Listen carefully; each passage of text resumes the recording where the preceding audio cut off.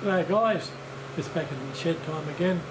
I'm just about to put the spreaders or stretchers, whichever you like, into the frames, and I thought I'd give you a look at the components before I bolt them up, and I'll give you another flash once they're back together.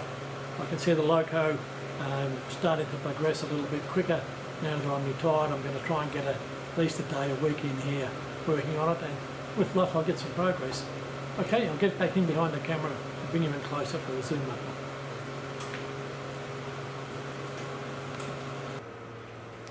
Okay, I'll try not to get too much of my ugly hand or whatever in the video, but there they are setting up in top. That's the front buffer beam stretcher. Acts like a bit of a drag beam. That's the hole for the toe pin if you want to use the front. There's one very similar at the back, although it's a little bit longer. It's been extended because I'm going to be running the trailing truck. Okay, there's a very small spreader. It fits in just behind the cylinders.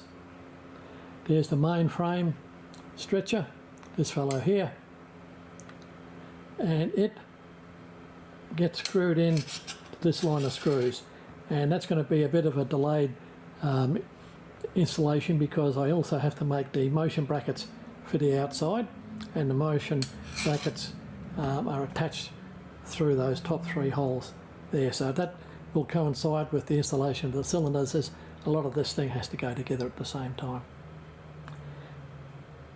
Come back, you can just see the corner of the intermediate rear frame spreader. That's quite a strong piece of material, keeps the back end of the loco in one piece, I hope. And right in the back there,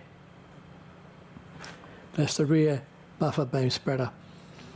3 bolts at the back there, and that's got a hole through it for the drag pin as well.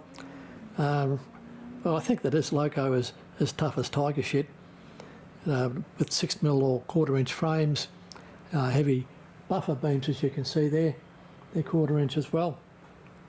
One problem you do get, or I found, with a loco such as this, you take a fair bit of the guts out of the frames when you put the axle boxes slots in, and I did get, oh, down we go, I did get a bit of bowing about midships, and I managed to press that out and it came good. One idea that was given to me by one of the older gents at the club, I made up a couple of cylindrical squares to put between the frames to help align it while I'm putting it together, and they come out very, very accurate. There's only about a thou difference in length, and because they're of a fair diameter, they do help to keep the frames squared when you put them together. But one thing that I did discover, I had them up really tight to start with, and it wouldn't let the frame settle. They were forever restricted. It's like trying to weld up a fully restrained item. It just keeps fighting you, it doesn't want to behave.